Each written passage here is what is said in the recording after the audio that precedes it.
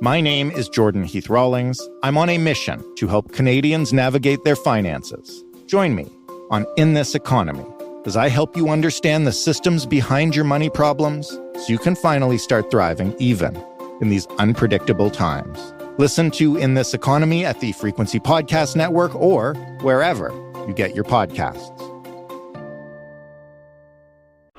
Find your frequency. You're listening to a Frequency Podcast Network production. If you are one, then you already know this. But it is tough to be a renter right now, especially in a big city. It's tough to find a decent place, tough to outcompete the dozens of others vying for the same apartment. It's tough to actually afford the rent, tougher still to afford the inevitable rent increases, and sometimes even tough to get the landlord to just take decent care of the place. And after all, what are you going to do? Stop paying rent? Hundreds of tenants and supporters from two West End apartment buildings rallied in the rain today, opposing what they call unfair rental hikes. Tenants from the buildings at 33 King Street and 22 John Street have been withholding rent since June 1st, claiming unfair rental increases from the building's landlord. Rent strikes are a last resort for tenants. But these are increasingly times for last resorts, and several rent strikes are ongoing in Canada right now. But are they legal? How do they actually work? What do striking tenants demand, and what, if anything at all, do they get? And what should anyone listening who might find themselves contemplating their own last resort know before they put a hold on payments?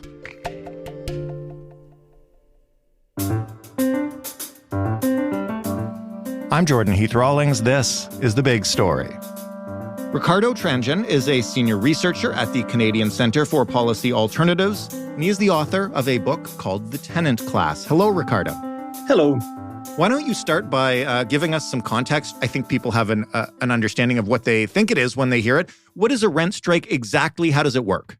A rent strike is where tenants, organized tenants, decide to uphold rent. That means not to pay rent for that month or for the next month, however many months it takes, in order to have more negotiation power with a landlord. They're usually asking for some repairs to be completed. They're usually asking for the rents not to go up by as much as they're supposed to go at some point soon in time, or they're asking someone not to be subject to an eviction. But by upholding rent, they're hoping that the landlord will pay more attention to their demands, and the landlord will come through and satisfying those demands, at least in part. In many ways, it is not very different than labor strikes, where workers stop working, so the revenues stop coming in, and that catches the attention of the boss, and then the boss has to sit down and negotiate some sort of deal with the worker. So it's very similar in that way. In terms of the history of them, how long have they been around for? And I guess, are we starting to see more of them? And if so, how does that compare to levels in the past? Tenant activism is as old as Canada. We can go back to before Confederation, and there's a lot of examples where tenants organized and then put together some sort of collective action in order to press landlords, as we just talked about. Rent strike has to be seen as one of the many tactics, right? The idea is to get together, to build power locally, and then to engage with landlords. And then there are different ways of engaging. One of them is that withholding rent. So we see rent strikes, here and there throughout the history of the past century and more recently.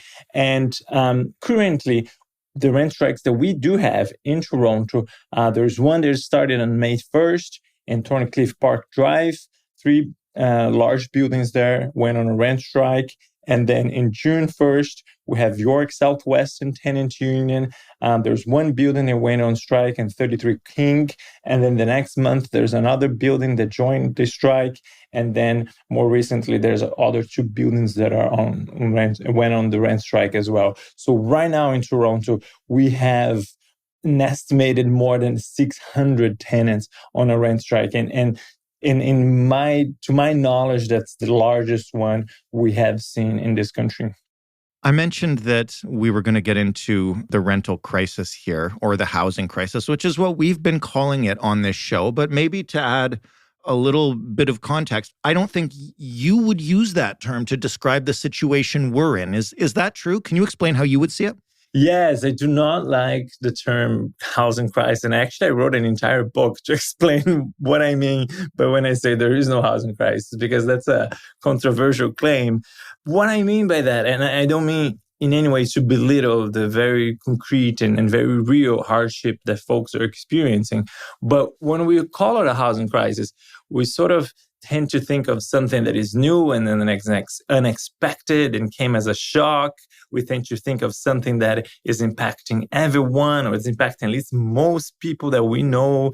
And we also tend to think of something that everyone is interested in solving. Everyone is trying to sort of, get us out of that crisis, because no one likes crisis. And I think that is not an accurate way of describing what's happening with housing in this country. We have set up the housing market, the rental housing market specifically, to generate profit. We have set it up so that it provides high returns on investment for investors and for speculators. Throughout the 20th century, the Canadian government had the opportunity to experiment with non-market housing, models that were not fundamentally set up to generate profit, models that had been implemented and had been successful in other countries, especially in Europe, and we constantly refused to do so. We constantly refused to go that way. And instead, we constantly decided that rental housing markets would be something that allows for profit and allows for returns on investment. And so in that sense, the market is set up that way. It's kind of actually a little bit nonsensical that we set up the market to generate profit and to allow for higher returns on investment, and that we keep complaining that housing is not affordable. It was set up that way. And so that's why I challenge a little bit this notion of a crisis, because I think that the market, it's working as it is set up to work. From the strictly perspective of profit making, it's working really well. How is it working for renters, though? What has this setup done and continuing to do? I'm trying to get to the possible factors behind the rise in rent strikes, especially in a big city like Toronto.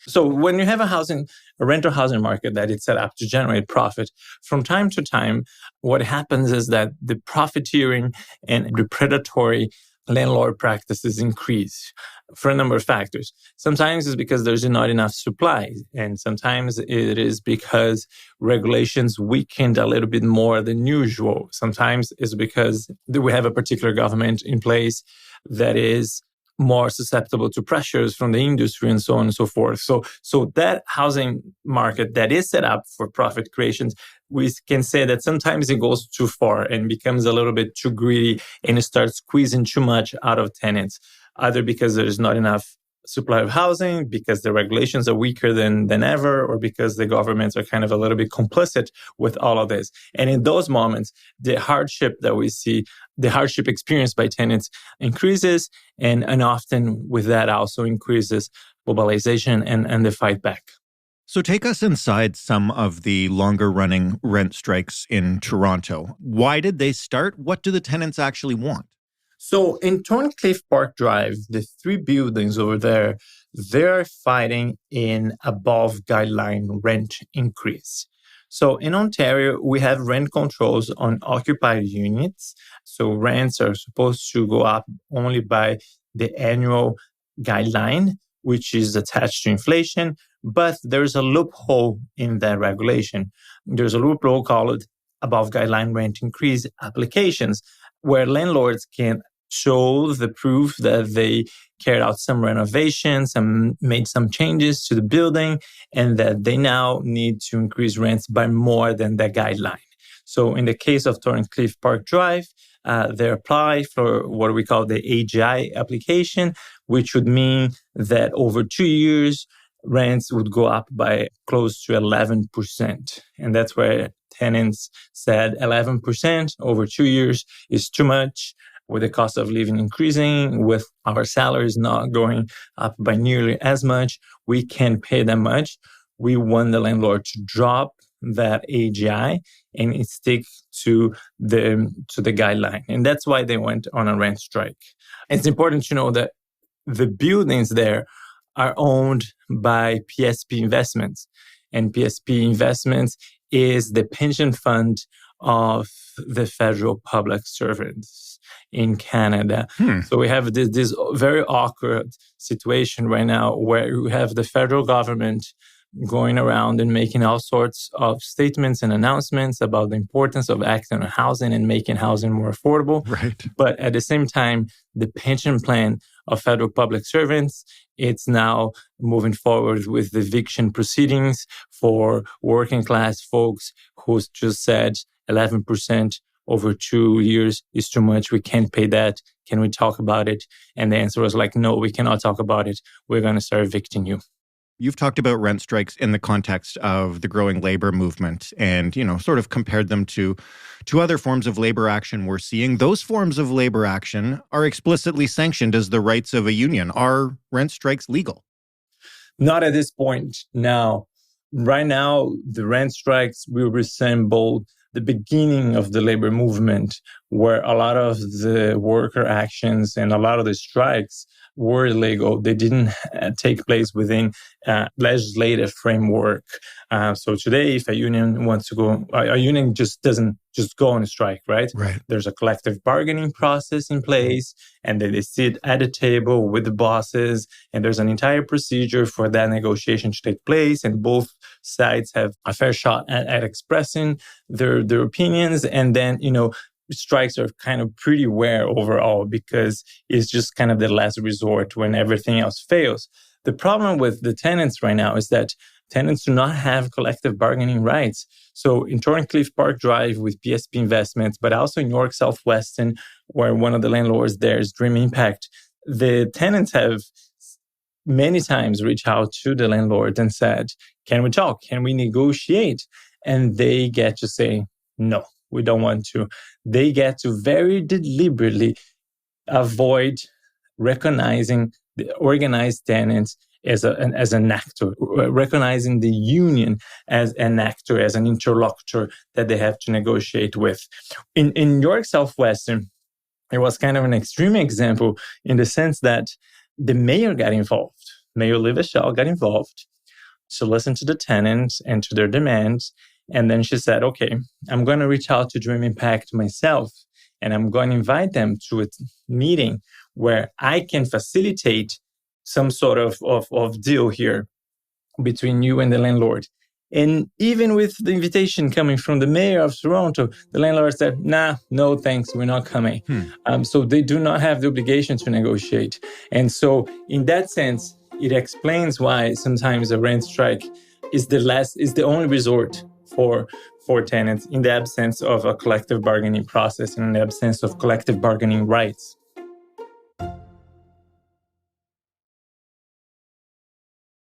You mentioned that eviction procedures are underway. These strikes have been going on for months and months now.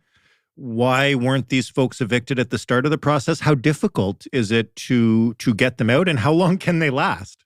Eviction processes can start as soon as a tenant falls into arrears, and the landlord has the right to evict a tenant in arrears. It's a pretty straightforward decision from the perspective of the landlord and tenant board.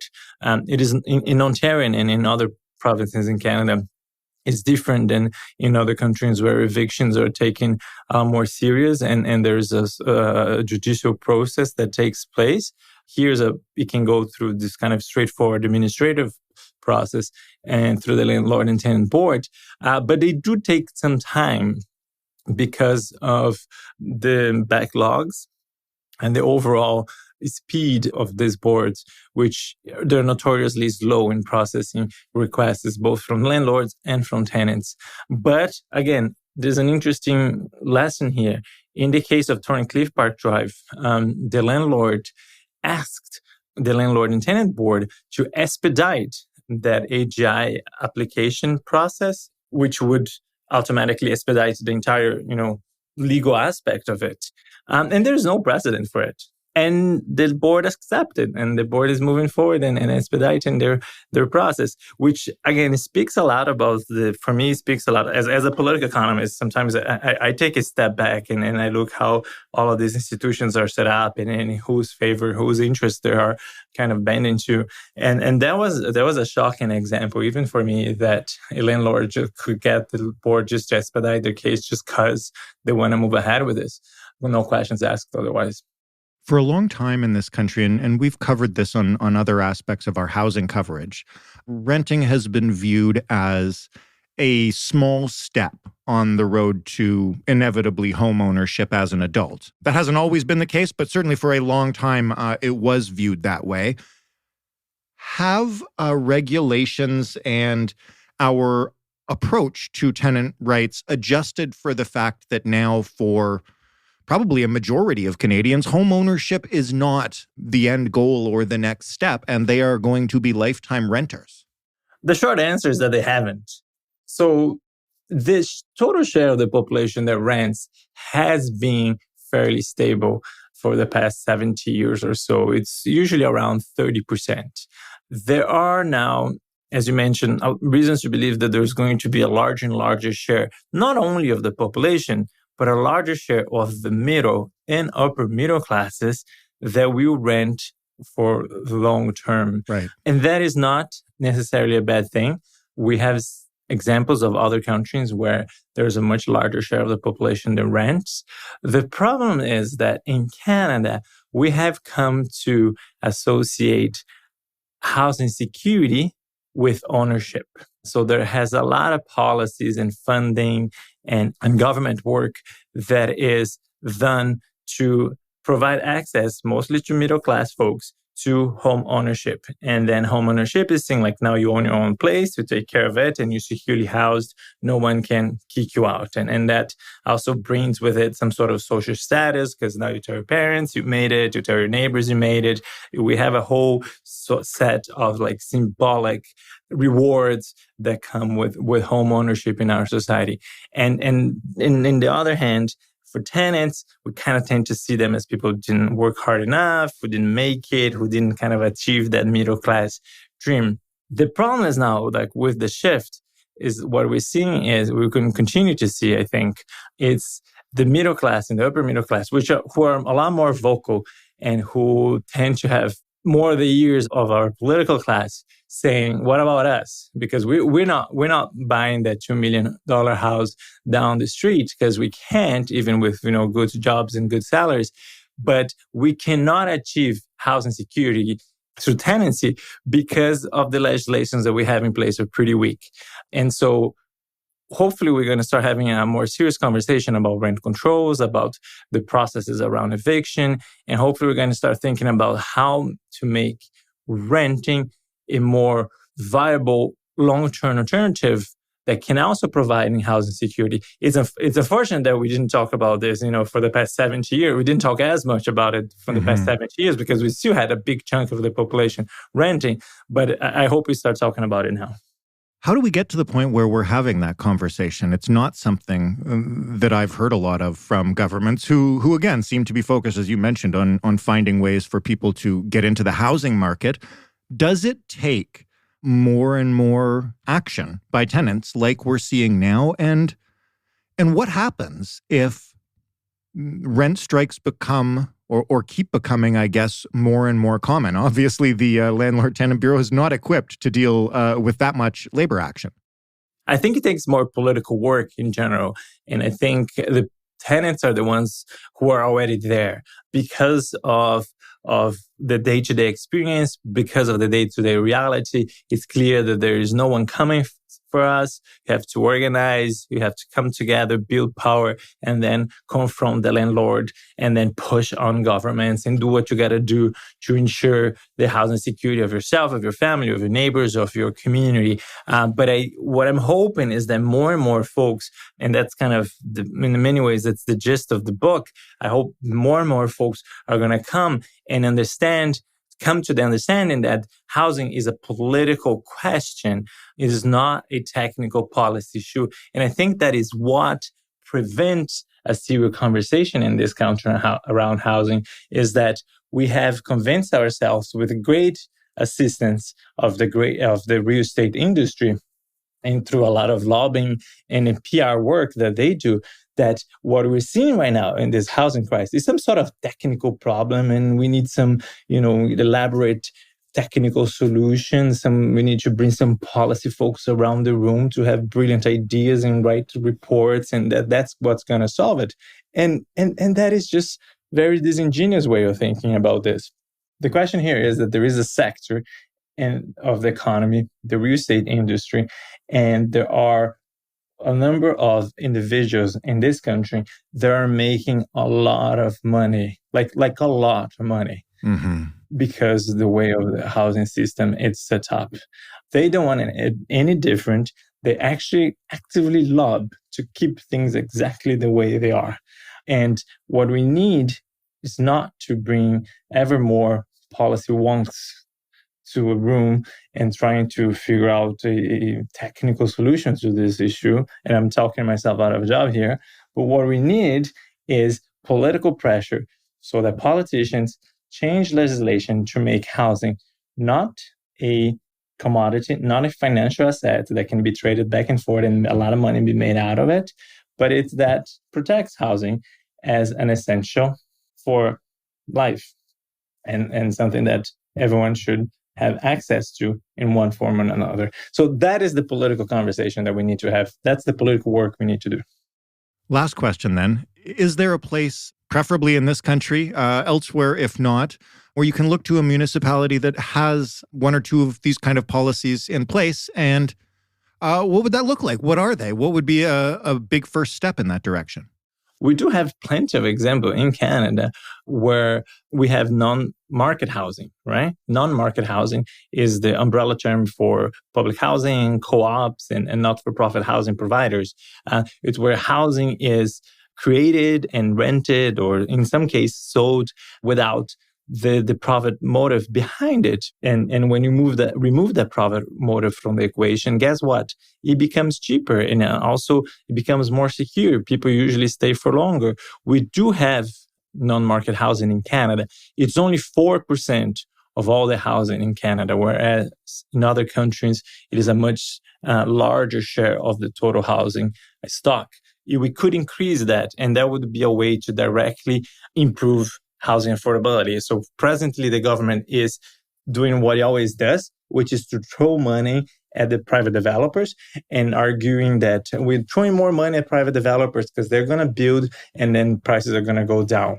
There's nothing to substantiate that claim other than some vague notion of supply and demand.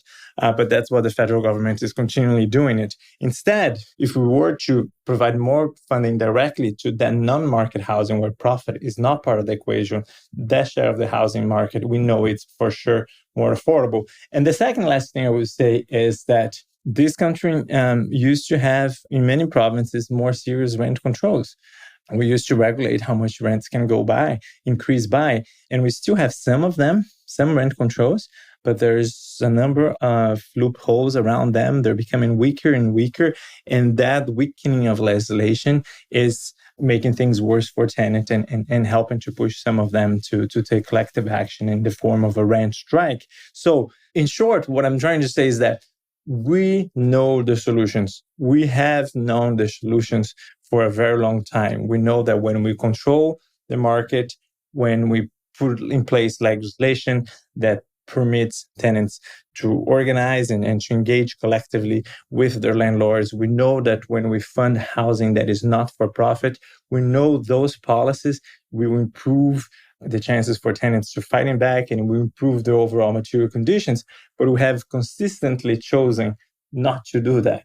So what I think we need is the political work to push politicians in that direction instead of this pseudo-technical debates that we have where we continue to pretend that we need to put in place the correct levers so the supply and demand one day magically hit some sort of equilibrium and make things better for everyone else, right? We know the solutions. We're just not have the political willingness at the level of elected officials to implement them. Ricardo, thank you so much for this. It's a great look inside what's broken and how to fix it. Thank you for having me. Ricardo Tranjan of the Canadian Centre for Policy Alternatives, author of The Tenant Class. That was The Big Story. If you want more, head to thebigstorypodcast.ca. You can look up rental crisis, and I'm sure you will find a few more articles for context. You can also email us at hello@thebigstorypodcast.ca and ask us anything you're interested in us doing an episode on. You can do the same thing on Twitter at TheBigStoryFPN, and you can even call us and leave a voicemail. That number's 416-935-5935. Thanks for listening. I'm Jordan Heath Rawlings. We'll talk tomorrow.